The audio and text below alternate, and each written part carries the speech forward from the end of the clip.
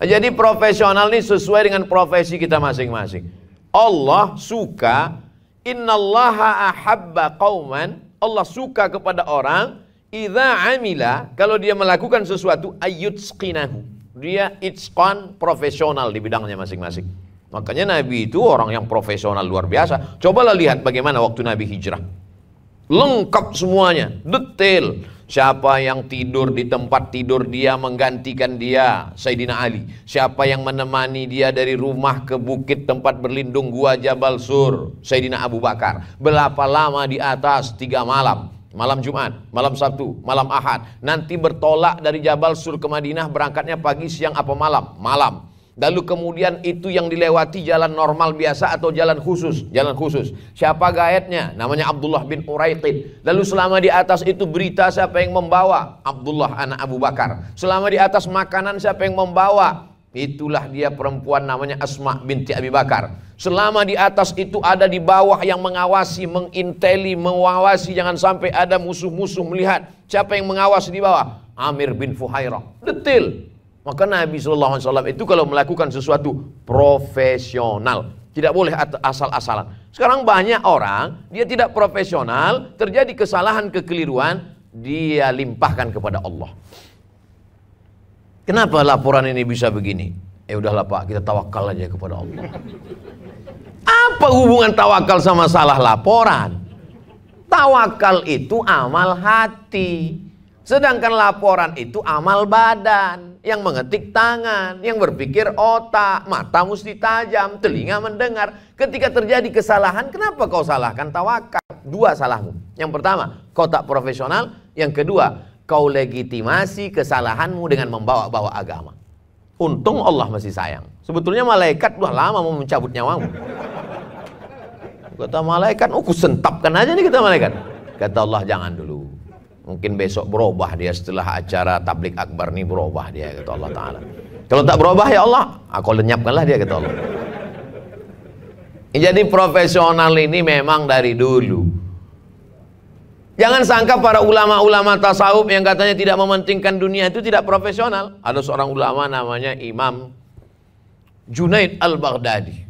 Dia tidak peduli dengan dunia ini, kerjanya hanya ibadah, tapi dia tetap buka toko di pasar. Ada tokonya satu. Pagi, pergi dia ke toko, dia buka tokonya. Dia profesional, dia punya profesi, dia pedagang. Dia buka tokonya, kalau ada orang mau beli, dia layani. Tak ada orang beli, dia bentang sajadah, dia sholat sunat. Ada orang beli, dia layani. Tak ada orang beli, dia sholat sunat.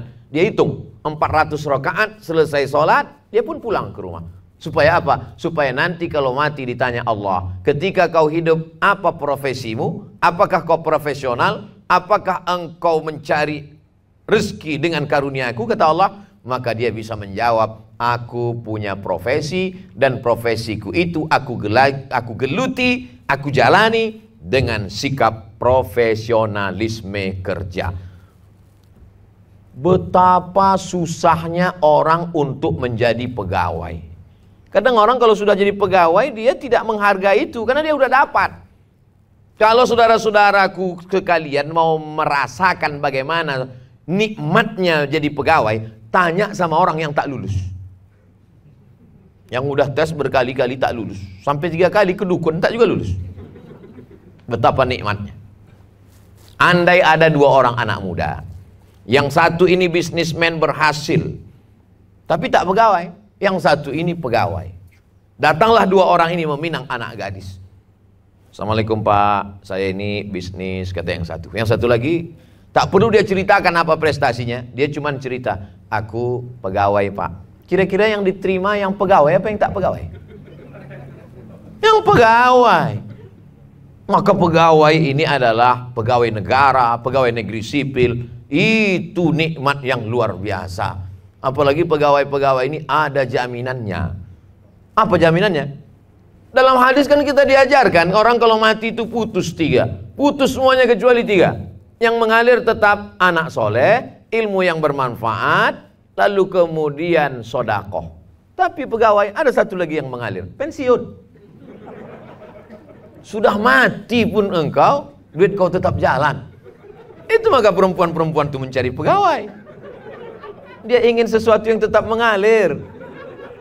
Adinda, kenapa lah kau mau sama abang? Abang kan tak ganteng macam mantan kau yang dulu. Apa kata dia? Cinta, kalau sudah cinta hati tak bisa memilih, bang. Itu di mulut dia. Di hati dia tahu dia pensiun kau jalan. Saya berani bicara gini ini karena tak nampak wajah ibu-ibu itu. Dia di bawah kan. Mohon maaf ya Bu ya. Di tempat lain, di Lok Semau ini enggak. Begitu membasuh hatimu yang luka. Itu suatu nikmat besar bapak-bapak, saudara-saudaraku sekalian. Maka syukuri nikmat itu dengan apa? Mensyukuri dengan mulut, banyak beristighfar, bertasbih, berselawat. Mensyukuri dengan amal profesional. Menjadi pegawai, kalau dia pegawai provinsi, maka dia jujur amanah. Satu provinsi mendapat rahmat dengan kejujurannya dan mengalir pahala untuk dia 5 juta orang. Provinsi Nangro Aceh Darussalam, maka mengalir keberuntungan untuk dia. Tapi kalau dia berkhianat, kalau dia curang, maka di akhirat ingat 5 juta orang juga menuntutmu di hadapan Allah. Puasamu habis, puasa sunatmu melayang, sholat duhamu hilang, sedekahmu terbang. Kenapa? Diambil oleh 5 juta orang.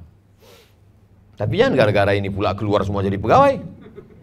Sudah pegawai, syukuri, nikmati, dan profesional dalam bekerja. Siapakah di antara kita ini nanti yang masuk surga? Apakah karena amalnya? La yudkhilal jannata ahadukum amalu. Kamu tidak masuk surga karena amalmu, kata Nabi. Jadi kami masuk surga bukan karena amal kami, bukan. Lalu kenapa? Karena rahmat Allah Subhanahu wa taala. Jadi kalau kita sebagai pegawai bekerja profesional, lalu kemudian kita meringankan kesulitan orang, memudahkan urusan orang, lembut hati orang. Masih ingat hadis tentang seorang perempuan wanita tunasusila, prostitusi, mohon maaf, memberikan air minum kepada seekor anjing. Anjing dikasihnya minum, lalu kemudian Allah ampunkan dosanya. Kenapa? Ada kasih sayang. Bersikaplah sebagai pelayan, bukan orang yang minta dilayani. Bersikaplah sebagai seorang pelayan masyarakat, karena ini nikmat, bukan orang yang ingin dilayani masyarakat. Kalau begitu profesionalisme kerja kita, maka insya Allah orang senang, negara pun senang, malaikat pun senang, Allah pun senang. Kalau Allah sudah senang kepada kita, maka dia berikan apa yang dia mau, seperti Nabi Muhammad SAW, wala saufa yu'tika rabbuka fatarda. Religius sudah, profesional sudah. Poin yang ketiga, berakhlakul karimah. Betul kan? Berakhlak mulia. Banyak kantor-kantor lain kalau buat judul ceramah beretika, bermoral, tak sama etika dengan akhlak. Itu hebatnya BI Syariah tadi. Dia nggak mau pakai etika, dia tidak mau pakai istilah moral. Yang dia pakai bahasa aslinya dari Nabi adalah berakhlak. Apa memangnya beda etika dengan akhlak? Etika dibuat sekelompok orang untuk suatu tempat tertentu. Itu etika. Ada etika jurnalistik, ada etika kepolisian, ada etika tentara, ada etika pegawai, ada etika anggota legislatif. Dibuat sekelompok komunitas tertentu untuk waktu tertentu, untuk batas limit komunitas masyarakat tertentu. Contoh, saya naik pesawat dari Jakarta ke Medan, dari Medan ke Lok Semawi. Itu saya bertemu dengan orang-orang yang punya etika di pesawat itu. Etikanya apa? Yaitu etika pramugari, pramugara itu punya etika. Begitu saya sampai di atas, dia tanya, "Bapak nomor kursinya berapa?" Tanya. Padahal udah jelas kita tutup muka, menyamar supaya tak tahu Ustadz, tetap dia ditanyanya. Setelah kita duduk, "Tolong seat beltnya Pak." Lalu kemudian setelah lama ditanyanya, "Bapak mau minum apa?" "Mau minum teh. Teh panas apa teh dingin?" "Teh panas." "Teh poci, teh gelas apa teh daun apa teh ini?" "Pakai gula apa tidak Pak?" "Pakai gula." "Gulanya gula yang ini banyak kali cerita, kok kasih aja lah minum itu." Bagaimana dia melayani servis passenger, penumpang itu dengan luar biasa. Tapi terbatas hanya di pesawat itu saja.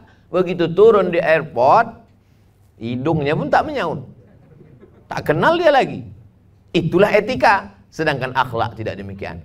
Akhlak itu adalah aturan yang dibuat Allah Subhanahu wa taala, diajarkan unlimited dari mulai kita lahir, merangkak, berjalan, remaja, akil baligh, dewasa, tua, mati. Tetap bahkan sesudah mati sekalipun ada akhlak. Andai Abdul Somad mati, saya yakin dan percaya semua orang di kantor perwakilan BI Lok Sumawe ini begitu mendengar Abdul Somad mati, mereka akan mengirimkan untuk almarhum Abdul Somad di Pekanbaru Al-Fatihah. Kenapa? Karena mereka berakhlak. Mereka tidak hanya mengenang ketika hidup sampai mati. Makanya jangan jebak diri kita pada etika-etika pada komunitas tertentu, pada batas tertentu, dengan cara tertentu. Tapi yang kita bahas adalah bagaimana berakhlak seperti Nabi Muhammad sallallahu alaihi wasallam. Suatu ketika Nabi pun berjalan. Sampai di tengah gurun pasir, tak ada makanan. Satu sahabat mengatakan, "Kami yang berburu ya Rasulullah." Yang satu lagi mengatakan, "Kami yang mencari binatangnya ya Rasulullah." Satu lagi mengatakan, "Kami yang menyembelihnya Rasulullah." Satu lagi mengatakan, "Kami yang mencuci dan memasaknya ya Rasulullah." Lalu apa kata Rasulullah? "Aku yang akan mencari kayu bakarnya." Itu akhlak Nabi. Kau berburu, kau mencuci, kau memotong, kau memasak, aku yang cari kayu bakar. Orang sekarang tak begitu. Kau mencuci, kau berburu, kau memasak, kau mencari kayu bakar, aku yang menghabiskannya. Secara akhlak saya ini tak sopan. Senior-senior saya duduk di bawah. Dr. Damanhur senior saya. Ustadz Fadil Rahmi LC Tengku senior saya. Pak Danrem, Pak Kepala Kantor Perwakilan BI Lok Sumawe, kita hormati. Kenapa pula Abdul Somad duduk di atas? Maka ini pun bagian dari akhlak, perlu dijelaskan. Kalau saya duduk di bawah, kamera itu tak jelas tah mana yang ustadznya. Soalnya baju kami sama.